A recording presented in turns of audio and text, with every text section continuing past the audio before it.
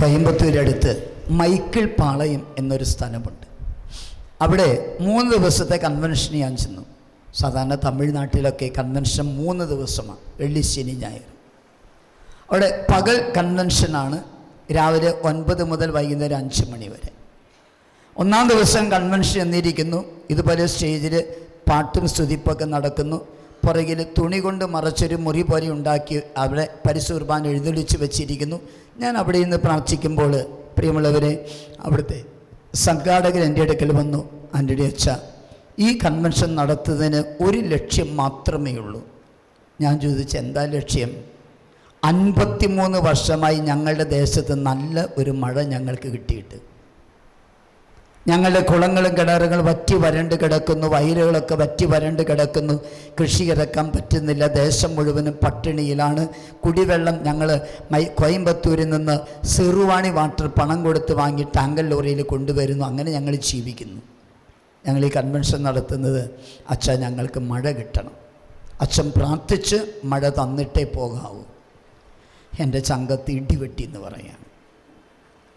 കാരണം പറഞ്ഞിരിക്കുന്നത് ഞാൻ മഴ അവർക്ക് ദൈവത്തിൽ നിന്ന് വാങ്ങിക്കൊടുക്കണമെന്നാണ്. ഈ ബ്രദർ കുറേ പബ്ലിസിറ്റിക്ക് ഇവിടെ നടത്തി, ഇവിടെ എന്താ തലവാരി എഴുന്നേറ്റ് നടക്കുന്നു. എനിക്കിപ്പോൾ ചങ്കിൽ ഇടി കൂടിയേക്കുക. കാരണം എങ്ങാനും ആരെങ്കിലും സൗഖ്യപ്പെട്ടില്ലെങ്കിൽ പിന്നെ കൊളായില്ലേ. പ്രൈസമോ സഹോദരങ്ങളെ. അപ്പം ഞാൻ പറഞ്ഞു, ഞാൻ പ്രാർത്ഥിച്ചിട്ട് കർത്താവ് എന്ത് പറയുന്നു അത് പറയാമെന്ന് പറഞ്ഞു. നിങ്ങൾ വൈക്കൊള്ളാൻ പറഞ്ഞു. അവർ പോയി കർത്താവിന് മുമ്പിൽ നിന്ന് ഞാൻ കർത്താവിനോട് ഒരു ചോദ്യം ചോദിച്ചു. തമ്പുരാന് 53 വർഷമായിട്ട് മഴ കിട്ടിയിട്ടില്ല, ഇവിടെ പട്ടിണി, കിണറുകളും കുളങ്ങളൊക്കെ വറ്റി വരണ്ട് കിടക്കുക, വയലൊക്കെ വറ്റി വരണ്ട് കിടക്കുക, വിണ്ട് കയറി കിടക്കുക, ഇവിടെ കൃഷിയൊന്നും നടക്കുന്നില്ല, പട്ടിണിയാണ്. എന്താ കാരണം? തമ്പുരാനോട് ചോദിച്ചു, എന്താണ് കാരണം? ഇപ്പോൾ തമ്പുരാൻ എനിക്ക് 2 ബൈബിൾ ഭാഗങ്ങളാണ് തന്നത്. ഒന്ന് പുറപ്പാട് പുസ്തകത്തിൽ 32-ാമത്തെ അധ്യായവും 1 പത്രോസ് 3:15 പുറപ്പാട് 32-ാം അധ്യായം എന്താ? മോശ ദൈവത്തോട് സംസാരിച്ചു കൊണ്ടിരിക്കുന്ന താഴെ ഇസ്രായേൽ ജനത. മോശ താഴേക്ക് ഇറങ്ങി വരാൻ വൈകിയപ്പോൾ അഹരോനും കൂട്ടരും ഇസ്രായേൽ ജനത അഹരോന്റെ അടുക്കൽ ചെന്നിട്ട് പറയുകയാണ്, ഞങ്ങൾക്ക് ആരാധിക്കാൻ ദൈവങ്ങളെ വേണം, ഞങ്ങൾക്ക് ആരാധിക്കാൻ ദൈവത്തെ വേണം. ഞങ്ങൾ നേതാവ് മലയിൽ കയറിപ്പെട്ട് ഇറങ്ങി വരുന്നില്ല, അവിടെ ഞങ്ങൾക്ക് ആരാധിക്കാൻ ദൈവത്തെ തായോ പറഞ്ഞു. സ്ത്രീകളുടെയും കുഞ്ഞുങ്ങളുടെയും ശരീരത്തിലുള്ള ആഭരണങ്ങൾ ഊരിയെടുത്തതാ. അങ്ങനെയൊക്കെ ഊരിക്കൊടുത്തു. അത് ഉരുക്കി കാളക്കുട്ടി ഉണ്ടാക്കി അതിനെ ആരാധിച്ചു കൊണ്ടിരിക്കുകയാണ്. ഈ സമയത്ത് മോശ ഇറങ്ങി വരുന്നത്. അപ്പോൾ എനിക്ക് മനസ്സിലായി, ഈ മൈക്കിൾ പാളയം ദേശത്ത് പന്നിവെട്ടും ആടുവെട്ടും കോഴിവെട്ടും കാളവെട്ടും ദുരാചാരങ്ങളും മന്ത്രവാദ കൂടോത്രമൊക്കെ നടക്കുന്നുണ്ട്. അതുകൊണ്ട് ഇവിടെ മഴ കിട്ടാത്ത. 1 പത്രോസ് 3:15 ക്രിസ്തുവിനെ കർത്താവായി നിങ്ങളുടെ ഹൃദയത്തിൽ പൂജിക്കുക. എനിക്ക് മനസ്സിലായി, ഈ ദേശത്ത് തമ്പുരാനല്ല ഇവർ 1-ാം സ്ഥാനം കൊടുത്തിരിക്കുന്നത്. ഈ മന്ത്രവാദത്തിന് കൂടോത്രത്തിനൊക്കെയാണ്. പന്നിവെട്ടും ആടുവെട്ട് കോഴിവെട്ട് കാളവെട്ടൊക്കെയാണ്. ഞാൻ എഴുതിയിട്ട് വികാരിച്ചെന്നെ മുറി ചെന്നു. അച്ചോ, പ്രാർത്ഥിച്ച് കിട്ടിയ കാര്യം പറയട്ടെ, ഇത് ജനത്തോട് പറയാൻ എനിക്ക് അച്ഛന് അനുവാദം തരണം. എന്താണ് ആൻ്റണി അച്ഛ, ഇവിടെ 53 വർഷമായി മഴയില്ലെന്ന് പറയുന്നു. തമ്പുരാനോട് ചോദിച്ചു, എന്താ മഴയില്ലാത്ത?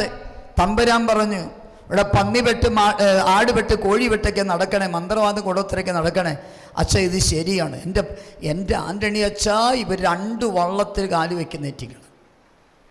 ഇവർ കുർബാനയ്ക്കൊക്കെ വരും, പക്ഷെ വീട്ടിൽ ചെന്നാൽ ഈ പറഞ്ഞ പോലെ പന്നിവെട്ടും ആടുവെട്ടും കോഴിവെട്ടും കാളവെട്ടും മന്ത്രവാദ കൂടോത്രമൊക്കെ ഇവരുടെ കുടുംബങ്ങളിൽ. അച്ഛാ, ഇവരൊക്കെ താഴ്വാരത്ത്, ഈ ദേശം മുഴുവനും താഴ്വാരത്തിലാണ്. ഇവർ ആത്മീയ മലകയറ്റം നടത്തണം, ആത്മീയ മനുഷ്യരായി മാറണം. അതുകൊണ്ട് അച്ഛ, ഞാൻ അവരോട് പറയാൻ പോവുകയാണ്, നിങ്ങൾ ഇതൊക്കെ വിട്ട് ഒരു ആത്മീയ മനുഷ്യരായി മാറിയാലേ മഴ കിട്ടൂ. അച്ഛൻ പറഞ്ഞോളാൻ പറഞ്ഞു. ഞാൻ സ്റ്റേജിൽ പ്രസംഗിക്കാൻ ആദ്യമായിട്ട് കയറുകയാണ്.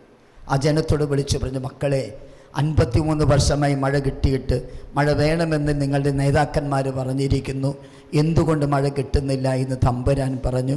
ഇവിടെ ഇങ്ങനെ ദുരാചാരങ്ങൾ നടക്കുന്നു, പന്നിവെട്ടും ആടുവെട്ടും കോഴിവെട്ടും കാളവെട്ടൊക്കെ നടക്കുന്നു, മന്ത്രവാദ കൂടോത്രം നടക്കുന്നു. തമ്പുരാൻ പറയുന്നു, ഈ ദേശത്തെ സകല മനുഷ്യരും, ഹിന്ദുക്കളും മുസ്ലിം അടക്കം സകല മനുഷ്യരും ഈ കൺവെൻഷൻ ഗ്രൗണ്ടിൽ വന്ന് ചെയ്തു പോയ പാപത്തെ ഓർത്ത് പശ്ചാത്തപിക്കണം.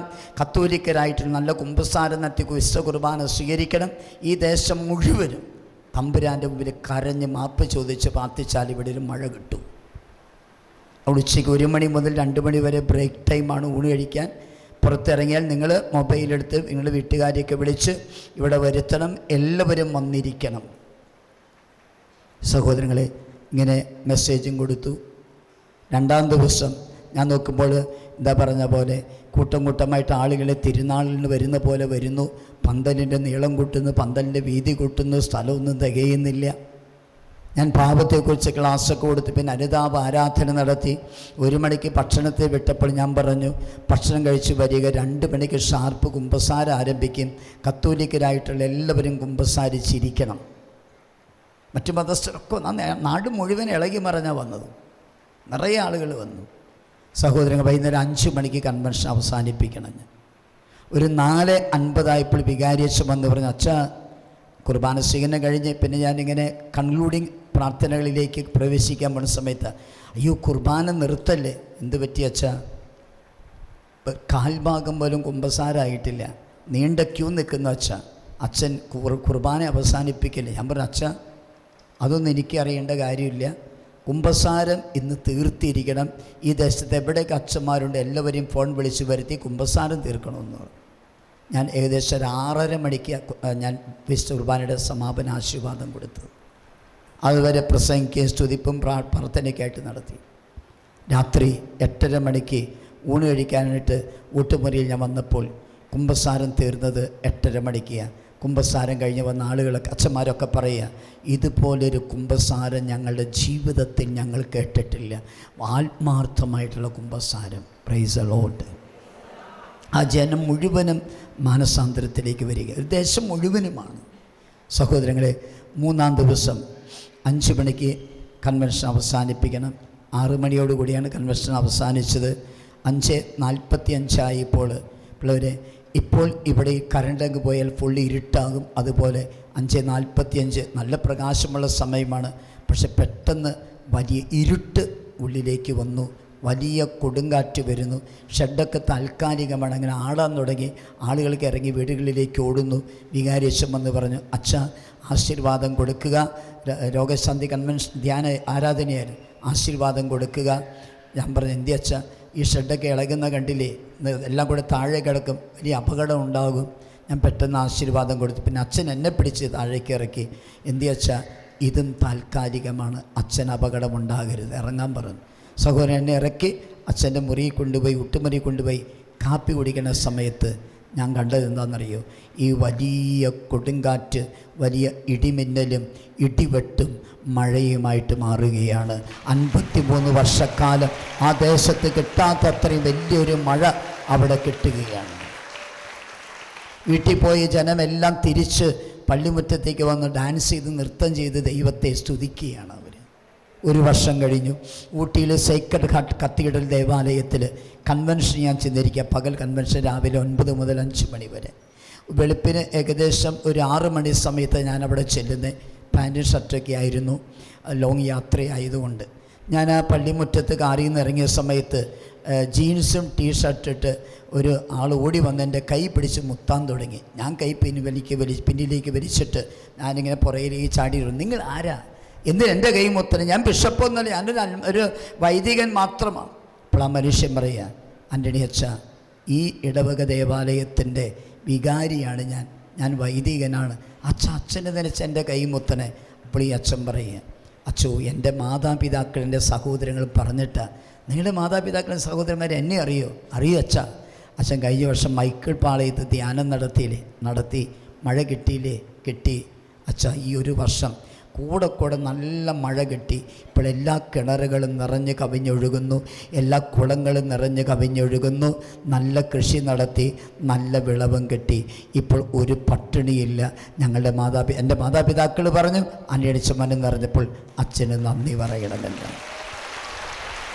സഹോദരി, ഒരു ദേശം മുഴുവനും പ്രിയമുള്ളവരെ താഴ്വാരത്തിലായിരുന്നു. സത്യമായി പറയട്ടെ, ഈ കോട്ടയത്ത് എന്തെങ്കിലും ഒരു അത്ഭുതം നടക്കണമെന്നുണ്ടെങ്കിൽ നിങ്ങൾ താഴ്വാരം വിട്ടേ തീരൂ. താഴ്വാരം വിടുന്നില്ല എങ്കിൽ ഇവിടെ ഒരു ചുക്ക് നടക്കാൻ പോണില്ല. ഒന്ന് ഹല്ലേലൂയ പറയോ, ഹല്ലേലൂയ പറയോ. രണ്ട് കരം ഉയർത്തിപ്പിടിച്ച് താഴ്വാരക്കങ്ങ് പോട്ടെ. എല്ലാ താഴ്വാരങ്ങളും വിടാൻ സാധിക്കട്ടെ. കരമുയർത്തി എല്ലാം മറന്ന് ഇടിവെട്ടുന്ന ശബ്ദത്തിൽ സ്തുതിച്ച് ഹല്ലേലൂയ, ഹല്ലേലൂയ. സ്വരത്തില് അഭിഷേകത്തോടെ വലിയ സ്വരത്തില് പ്രൈസ് ദി ലോർഡ്. തൂത്തുക്കുടി കത്തിയുടെ ദേവാലയത്തിൻ്റെ മുറ്റത്ത് ഒരു 10,000 പേര് ഇരിക്കാവുന്ന ഒരു ഗ്രൗണ്ടാണ്. അവിടെ ഇതുപോലെ സായാഹ്ന കൺവെൻഷനാണ്. ഒന്നാം ദിവസം കൺവെൻഷൻ കഴിഞ്ഞ് പുറത്തേക്ക് ഇറങ്ങുന്നു. അപ്പോൾ ഈ തമിഴ് മക്കൾക്കൊരു പ്രത്യേകതയുണ്ട്. ഈ ധ്യാനഗുരു പ്രസംഗിച്ച് താഴേക്ക് ഇറങ്ങുമ്പോൾ എല്ലാം കൂടെ ഫ്രണ്ടിലേക്ക് വരും, തല കൈവച്ച് പ്രാർത്ഥിക്കാൻ. നമ്മൾ കൈവച്ച് മടുക്കും. ഇപ്പോൾ പണ്ട് നായ്ക്കമ്മച്ചനെ കാണിച്ചൊരു സൂത്രപ്പണി കാണിക്കും. 2 കൈ ഇങ്ങനെ വെച്ച് ഇങ്ങനെ തൊട്ട് അങ്ങോട്ട് പോകും. അപ്പം ഞാൻ പൊട്ടെ ചെന്നിടയ്ക്ക് ഈ നായ്ക്കമ്മച്ചൻ പറഞ്ഞ ഇങ്ങനെ കാണിക്കുമ്പോൾ എനിക്ക് തന്നെ ഒരു അസ്വസ്ഥത. ഇവരെന്താ ഇങ്ങനെ ഈ പാവപ്പെട്ട മനുഷ്യന് കയ്യപ്പ് കിട്ടാൻ വേണ്ടിയിട്ട് ഇവരെ ചുമ്മാ തൊട്ട് പോയി എന്നാ കൈവെപ്പാണ്. അവസാനം ഞാനും മനസ്സിലാക്കി ഇങ്ങനെ വെച്ചാലേ കയ്യപ്പ് തീരുള്ളൂ. Praise the lord. അപ്പം ഇങ്ങനെ കൈവച്ചിരുന്ന സമയത്ത് അവിടെ ചുമരുണ്ട്, മതിലുണ്ട്. ഇതുപോലെ നോക്കിയപ്പോൾ അപ്പനും അമ്മയും മകളും നിൽക്കുന്നു. എന്നെ നോക്കി ഇങ്ങനെ നിൽക്കുക. അവർ മാത്രം വരുന്നില്ല. ലാസ്റ്റ് അവർ വന്ന് ഈ അപ്പൻ എൻ്റെ കയ്യിൽ ഒരു തുണിസഞ്ചി തന്നു. തമിഴ് മക്കളല്ലേ തുണിസഞ്ചിയും കൊണ്ട് നടക്കുക. അപ്പം ഞാൻ ചോദിച്ചു ഇതിൻ്റെ ഉള്ളിൽ എന്താണെന്ന് ചോദിച്ചു. ഉണ്ടിയലാന്ന് പറഞ്ഞു. ഉണ്ടിയൽ എന്ന് പറഞ്ഞാൽ സുവിശേഷ കുടുക്ക. അച്ഛൻ ഡിവൈനിൽ ധ്യാനിക്കാൻ വന്നപ്പോൾ അച്ഛൻ ഞങ്ങൾക്ക് തന്ന സുവിശേഷ കുടുക്കയാണ്. അച്ഛൻ പറഞ്ഞ് ദശാംശത്തിലിടണം, നിറഞ്ഞു കഴിയുമ്പോൾ ഇവിടെ തന്നെ. അച്ഛൻ നിറഞ്ഞു. പക്ഷേ അച്ഛൻ ഇവിടെ ഇല്ലെന്ന് അറിഞ്ഞു. അച്ഛൻ സ്ഥലം മാറിപ്പോയി എന്നറിഞ്ഞു. അച്ഛൻ എവിടെയാണെന്ന് ഞങ്ങൾക്കറിയില്ല. ഞങ്ങളിങ്ങനെ തരാൻ പറ്റാതെ വിഷമിച്ചിരിക്കുമ്പോഴാണ് കഴിഞ്ഞ ആഴ്ചയിൽ ഞങ്ങൾ ഈ ടൗണിലൂടെ യാത്ര ചെയ്തപ്പോൾ അച്ഛൻ്റെ വലിയ ഫ്ലെക്സ് കണ്ടു. അച്ഛനെ കുരിശും പിടിച്ച് നിൽക്കുന്നു. എന്നിട്ട് ബൈബിൾ കൺവെൻഷൻ കത്തിയുടെ ദേവാലയ അങ്കണത്തിൽ നിന്ന് അച്ഛ ഇത് തരാൻ വന്നതാണ്, ഡിവൈനി കൊടുത്തേക്കാം. ഞാൻ പറഞ്ഞു കൊടുത്തേക്കാം. എന്നിട്ട് പറഞ്ഞു അച്ഛ ഒരു സാക്ഷ്യം പറയാനാണ് വന്നേ. ഞാൻ ചോദിച്ചു എന്ത് സാക്ഷ്യമാണ്? അടുത്ത് നിൽക്കുന്ന മകളുടെ തോളത്ത് കൈവച്ചിട്ട് പറഞ്ഞു അച്ചു ഇതെൻ്റെ ഏക മകളാണ്. ഇവൾക്ക് 14 വയസ്സ്. 9ാം ക്ലാസ്സിൽ പഠിക്കുമ്പോൾ എൻ്റെ മകളുടെ 2 കിഡ്നിയും നഷ്ടപ്പെട്ടു. 2 കിഡ്നിയും നഷ്ടപ്പെട്ടു. അച്ചു ഡോക്ടേഴ്സ് വിധി എഴുതി. കിഡ്നി ട്രാൻസ്പ്ലാന്റേഷൻ നടക്കില്ല, മാറ്റിവെക്കൽ നടക്കില്ല, ഡയാലിസിസ് ചെയ്യാൻ അതിനുള്ള ആരോഗ്യമില്ല ഈ കൊച്ചിന്. ഇങ്ങനെ ഈർക്കിലി പോലെ ഇരുന്നതാണ്. വൈദ്യശാസ്ത്രം കൈവിട്ടു. ഈ സമയത്താണ് ഡിവൈനെ കുറിച്ച് അറിഞ്ഞ് ഞങ്ങൾ ഡിവൈനിൽ വരുന്നത്. അച്ഛനാണ് തമിഴിൻ്റെ ഡയറക്ടർ. അച്ഛൻ്റെ മുറിയിൽ ഞങ്ങൾ വന്നില്ല. അച്ഛനോട് കൊച്ചിൻ്റെ രോഗകാര്യം പറഞ്ഞില്ല. ഒരു പ്രേക്ഷിതൻ്റെയും പ്രേക്ഷിത അടുക്കിലെ രോഗകാര്യം പറഞ്ഞില്ല. പക്ഷേ വെള്ളിയാഴ്ച രാവിലെ രോഗശാന്തി കുർബാനയ്ക്ക് അച്ഛൻ വന്നപ്പോൾ പ്രസംഗത്തിനിടയ്ക്ക് അച്ഛൻ പറഞ്ഞൊരു മെസ്സേജ് പറഞ്ഞു. എസ്ഐക്കേൽ 13:20 തമ്പുരാൻ തന്നിരിക്കുന്നു. എന്നിട്ട് അച്ഛൻ പറഞ്ഞു പക്ഷികളെ എന്ന പോലെ മനുഷ്യനെ കുരുക്കിലാക്കുന്ന നിൻ്റെ മന്ത്രച്ചരടുകൾക്ക് ഞാൻ എതിരാണ്. നിൻ്റെ കരങ്ങളിൽ നിന്ന് ഞാനത് പൊട്ടിച്ചു കളയും. അച്ഛൻ പറഞ്ഞു ധ്യാനത്തിൻ്റെ അവസാന ദിവസമായിട്ടും ഇപ്പോഴും ശരീരത്തിൽ ഏലസ് തകിട് ചെപിച്ച് കെട്ടി വന്നിരിക്കുന്ന ആരിവിടെയുണ്ട്. ദൈവം പറയുന്നു ഇത് ഉപേക്ഷിക്കാത്തിടത്തോളം കാലം ഒരത്ഭുതം നടക്കില്ല. അത് അഴിച്ച് പൊട്ടിച്ചെടുത്ത് ഈ കുരിശിന് ചുവട്ടിൽ വെച്ചിരിക്കുന്ന ബക്കറ്റിൽ ഉപേക്ഷിക്കുക. അച്ചു കൊച്ചിൻ്റെ രോഗം വന്ന് വൈദ്യശാസ്ത്രം കൈവിട്ടപ്പോൾ ഞങ്ങൾ മന്ത്രവാദിയുടെ അടുക്കൽ പോയി. മന്ത്രവാദി ഏലസും ചരടും ജപിച്ച് കെട്ടിയിട്ടുണ്ടായിരുന്നു. ഉടനെ അത് പൊട്ടിച്ചെടുത്ത് ആ ബക്കറ്റിൽ കൊണ്ടിട്ടു. പിന്നെ രോഗശാന്തി വിളിച്ചു പറയുന്ന സമയത്ത് അച്ഛൻ പറഞ്ഞു ഒരു കിഡ്നി രോഗിയെ കർത്താവ് സുഖപ്പെടുത്തുന്നു. Price the Lord. അച്ഛൻ ഇത് ആരോടും ഞങ്ങൾ പറഞ്ഞിട്ടില്ല. അച്ഛനോടും പറഞ്ഞില്ല, ആരോടും പറഞ്ഞിട്ടില്ല. പക്ഷെ ഒരു സത്യം ഞാനും എൻ്റെ ഭാര്യ എൻ്റെ മകൾ മനസ്സിലാക്കി. ഇത് ഞങ്ങളുടെ മകൾക്കുള്ള രോഗശാന്തിയാണ്, കൊച്ചിന്ന് എനിക്കുള്ള രോഗശാന്തി. അച്ഛൻ ശുശ്രൂഷ കഴിഞ്ഞു, അച്ഛൻ പോയി. പിന്നെ മകൾക്കൊരു കുഴപ്പമില്ല. എന്ത് ഭക്ഷിച്ചാലും എത്ര വെള്ളം കുടിച്ചാലും ഒരു കുഴപ്പവും കൊച്ചിനില്ല. ധ്യാനം കഴിഞ്ഞ് വീട്ടിൽ ചെന്നു. പതിവ് പോലെ പള്ളിക്കൂടത്തിൽ പോകുന്നു, ഭക്ഷണം കഴിക്കുന്നു, വെള്ളം കുടിക്കുന്നു, ഒരു കുഴപ്പമില്ല. അങ്ങനെ ഡോക്ടറെ കാണാൻ ചെല്ലേണ്ട സമയമായി. ഡോക്ടറെ അടുക്കൽ ചെന്ന് ഡോക്ടർ ചോദിച്ചു എങ്ങനെയുണ്ട്? ഞങ്ങൾ പറഞ്ഞു കൊച്ചിന് ഒരു കുഴപ്പമില്ല ഡോക്ടറെ, ഒരു നോർമൽ കൊച്ചിനെ പോലെയാണ്. ഡോക്ടർ പറഞ്ഞു എങ്കിൽ നമുക്ക് ഒന്ന് സ്കാൻ ചെയ്ത് നോക്കാം കിഡ്നി എങ്ങനെയുണ്ട് കിഡ്നിയുടെ അവസ്ഥ എന്ന്. സ്കാൻ ചെയ്ത് കഴിഞ്ഞിട്ട് ഡോക്ടർ റിസൾട്ട് വന്നപ്പോൾ ഇവർ വിളിച്ച് എഴുന്നേറ്റെന്ന് ചോദിച്ചു അത്ര കൈ പിടിച്ചുകൊണ്ട്, ഈ ഹോസ്പിറ്റൽ വിട്ട് നിങ്ങൾ പുറത്തു പോയിട്ട് ഏതെങ്കിലും ആത്മീയ മന്ദിരത്തിൽ പ്രാർത്ഥിക്കാൻ പോയി എവിടെ? ചാലക്കുടി ഡിവൈൻ റിട്രീറ്റ് സെൻറ്ററിൽ. എന്തിയ ഡോക്ടറെ? ഡോക്ടർ പറയുകയാണ് ഞങ്ങൾക്ക് വിശ്വസിക്കാൻ പറ്റുന്നില്ല, മകളുടെ 2 കിഡ്നി നശിച്ചു പോയ സ്ഥലത്ത് ഒരു പുതിയ കിഡ്നി നിങ്ങൾ വിശ്വസിക്കുന്ന ദൈവം മകൾക്ക് വെച്ചു കൊടുത്തിരിക്കുന്നു. അവൾ പൂർണ്ണ സൗഖ്യത്തിലേക്ക് വന്നിരിക്കുന്നു. ഇനി ഒരു മെഡിസിനും എടുക്കേണ്ട ആവശ്യമില്ല. അച്ഛാ അത് പിന്നെ ഞങ്ങളുടെ മെഡിസിൻ എടുത്തിട്ടില്ല, മകളുടെ വിവാഹം കഴിഞ്ഞു, അവൾ ഗർഭിണിയാണ്, അച്ഛനൊന്ന് പ്രാർത്ഥിക്കാവോ ഇവളുടെ ഗർഭസ്ഥ ശിശുവിന് വേണ്ടി, ഇവൾക്ക് വേണ്ടി സുഖപ്രസവത്തിന് വേണ്ടി. സഹോദരങ്ങളെ, താഴ്വാരത്തിലായിരുന്നു ആ കുടുംബം. മന്ത്രവാദത്തിന് ഗുണോത്തരത്തിന് താഴ്വാരത്തിലായിരുന്നു ആ കുടുംബം. ഒന്ന് ഹല്ലേലൂയ പറയൂ സഹോദരങ്ങളെ. താഴ്വാരങ്ങൾ വിട്ടേ തീരൂ. താഴ്വാരങ്ങളിൽ കിടന്ന ദൈവത്തിന്റെ അഗ്നി ഇറങ്ങി വരില്ല. താഴ്വാരത്തിൽ കിടന്ന പരിശുദ്ധാത്മാഗ്നി ഇറങ്ങി വരില്ല. ഇതൊരു സത്യമായിട്ടുള്ളൊരു കാര്യമാണ്. ഒന്ന് ഹല്ലേലൂയ പറഞ്ഞേ. മന്ത്രവാദ കൂടോത്രം നടത്തി ആരെങ്കിലും ഇവിടെ വന്നിരുന്ന് യേശുവേ എന്ന് വിളിക്കുന്നുണ്ടെങ്കിൽ ആ താഴ്വാരം വിടാത്തിടത്തോളം കാലം ഒരത്ഭുതം നിനക്ക് പ്രതീക്ഷിക്കാൻ പറ്റില്ല. ഹബക്കൂക്ക് 1:5 പറഞ്ഞാൽ വിശ്വസിക്കാൻ പറ്റാത്തൊരു പ്രവൃത്തി വരും ദിവസങ്ങളിൽ കർത്താവ് ചെയ്യാൻ പോകുന്നു. ഒന്ന് ഹല്ലേലൂയ പറയൂ. എന്താ വചനം? പറഞ്ഞാൽ വിശ്വസിക്കാൻ പറ്റാത്തൊരു പ്രവൃത്തി വരും ദിവസങ്ങളിൽ കർത്താവ് ചെയ്യാൻ പോകുന്നു. ഹല്ലേലൂയ. പറഞ്ഞാൽ വിശ്വസിക്കാൻ പറ്റാത്ത പ്രവൃത്തി ഈ കോട്ടയം ബൈബിൾ കൺവെൻഷനിൽ ഇത് നടക്കണമെങ്കിൽ താഴ്വാരങ്ങൾ വിട്ടേ തീരൂ. Price the Lord.